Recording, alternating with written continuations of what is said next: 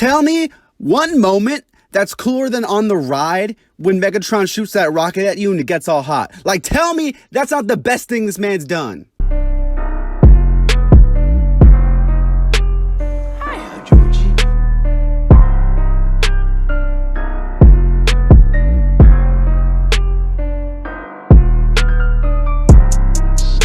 You're looking.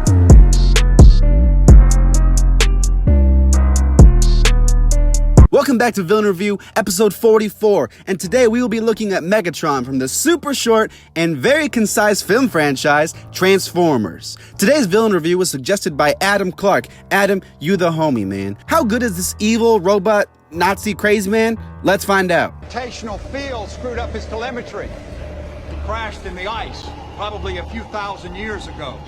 So even though there's more Transformers movies than there are explosions in them, Megatron has somehow managed to have the same goal in mind throughout all the films. That goal is to rule Cybertron, and he will do anything in order to accomplish this. Even like putting this worm STD thing in my boy, Sam Witwicky. Back in the day when Cybertron was at its peak, Megatron held a significant amount of power alongside one of his homies, Optimus Prime. Eventually, the whole planet had a civil war over this Rubik's Cube or something, and the two became arch enemies. Megatron would chase the Roddy Ricch song all the way to Earth, where he would get frozen, Captain America style. A few thousand years and a John Turturro later, Megatron is back, and he wants his mother box. Unfortunately for Megatron, we never get a lot of background as to why he craved the power he did. We don't get a reason why he wants to rule Cybertron. It's kind of just out there. It's such an overused motive to just crave power, and because of that, Megatron isn't really that interesting as far as his motive goes. Power-hungry characters can work, just look at Handsome Jack, but for Megatron, there's nothing about his origins that makes his motive unique. Prime and his Matrix. If I'm being 100% honest, I don't really think Megatron is that interesting as a character either. I think this whole thing about the Allspark and oh, Cybertron, it gets kind of old. Like, dude, we get it. You like Cybertron. Hey, Megatron, they just added Avatar on Netflix. I think you should check it out. I need the Allspark. I need to rebuild Cybertron. Okay. Actually, it's funny because in season 1, Cybertron. Dude, are you good? I spark, you spark, we all spark for the Allspark. Allspark, are you in good hands? I just watched the one where they introduced Toph. Cybertron! Yeah. I'll just come back later.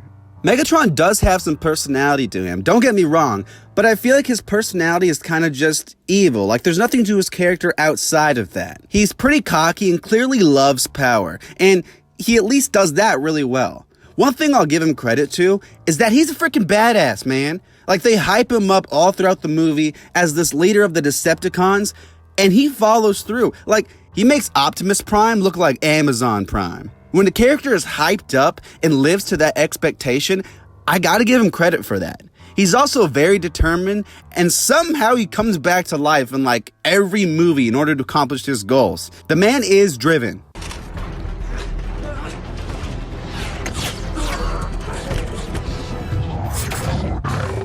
So surprisingly, Megatron isn't even in these movies a whole lot. Like, did you know he only has 20 minutes of screen time in the first 3 films? That's like a sitcom episode's worth of time. That being said, I think Megatron, he kind of does his best whenever he's on screen. For a villain that doesn't show up very often, he has some cool scenes, but he also, has some duds. When so many of his scenes are just him yelling at his minions and, oh, Cybertron and all this crazy stuff, it's kind of hard to say that I enjoy seeing him on screen every single time. I'd be lying if I said he has one super memorable moment, but if I had to pick, I'd probably say his best scene is where he fights Optimus in the first film. Join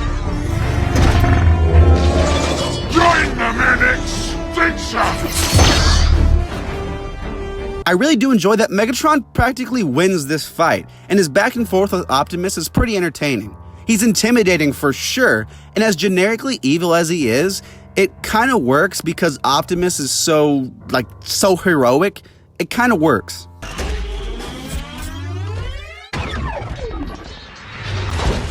Megatron had the potential to have a really cool origin, and the blueprint's kind of there, but it's not really filled in that much. He doesn't have a lot of character, and his motivation is kind of weak and generic, but he's definitely intimidating and a very obvious threat. With a lack of screen time, Megatron never really gets the chance to do anything spectacular, but he's never really like that bad, I suppose.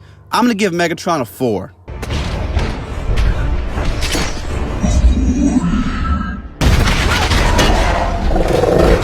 Thanks so much for watching, and comment below who I should review next. I upload a villain review every Monday, and you don't want to miss a single one. Next week's villain takes us to a land of Peter Dinklage and talking lions. See you next week. The city is secure. The humans cannot stop us. As the afternoon falls,